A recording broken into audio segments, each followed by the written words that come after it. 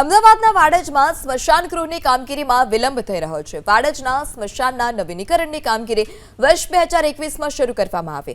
5 વર્ષ સુધી સ્મશાનના નવીનીકરણની કામગીરી પૂર્ણ ન થતા તેની અસર અન્ય સ્મશાનો પર થઈ રહી છે।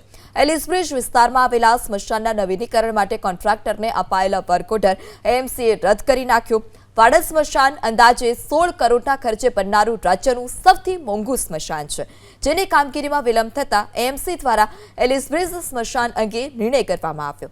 આ તરફ ટોરેન્ટ દ્વારા સ્મશાનના નવીનીકરણની કામગીરીને પગલે નવી લાકડાની ભઠ્ઠી બંધ રાખી જૂની ભઠ્ઠી શરૂ કરવામાં આવી છે।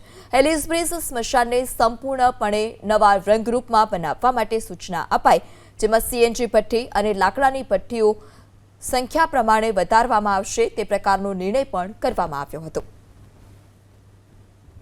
અમદાવાદ શહેરમાં વાડજ સ્મશાન બાદ વીએસ હોસ્પિટલની પાછળ આવેલું એલિસબ્રિજ સ્મશાન ગૃહનું નવીનીકરણ શરૂ કરવામાં આવશે।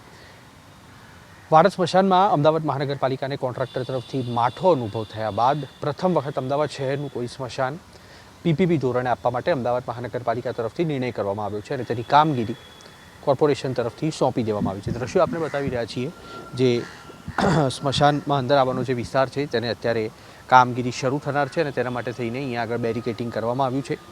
જે ચિતાઓ છે તેને બદલી અને અલગ સ્થળ પર મૂકવામાં આવનાર છે। વાડજ સ્મશાનની વાત કરવામાં આવે તો આખા ગુજરાતનું સૌથી મોંઘું લગભગ 14 થી 16 કરોડના ખર્ચે સ્મશાન બનવાનું હતું અને તેની સમય મર્યાદામાં પૂર્ણ ન થયું। વર્ષ 2021માં તે બનાવવાની કામગીરી શરૂ કરવામાં આવી હતી અને હજી સુધી પણ 4 વર્ષ વીત્યા બાદ પણ આ કામગીરી પૂર્ણ ન થતાં કોર્પોરેશન તરફથી નિર્ણય કરવામાં આવ્યો છે કે વીએસ હોસ્પિટલની બાજુમાં આવેલું એલિસબ્રિજ સ્મશાન ગૃહ છે તેને હવે ટોરેન્ટને સોંપી અને પીપીપી ધોરણે તેનું કામ છે તે શરૂ કરાવવું અને તેના જ કારણે થઈને એલિસબ્રિજ સ્મશાન ગૃહ છે તેનું કામ કોન્ટ્રાક્ટરને સોંપ્યા બાદ તે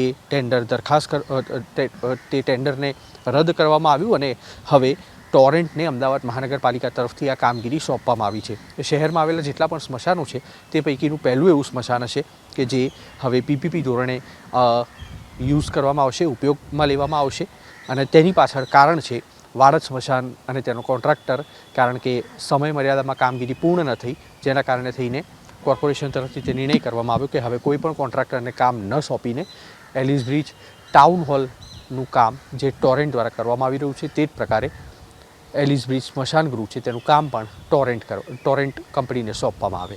કેમેરામેન રાજ પાવસા સાથે કુશાંક સોની, એબીપી અસ્મિતા, અમદાવાદ। અમદાવાદ મહાનગરપાલિકા દ્વારા વીએસ અને વાડજ બંને સ્મશાનોના રિનોવેશન કામ હાલમાં પૂરજોશમાં ચાલી રહ્યા છે। ત્યાં આગળ ઇલેક્ટ્રિક ભઠ્ઠી, સીએનજી આ બંને પ્રકારના કામ ચાલુ છે। વીએસ છે તેનું કામ પીપીપી મોડેલ પર યુએન મહેતા ટોરેન્ટ ગ્રુપ દ્વારા એનું થઈ રહ્યું છે।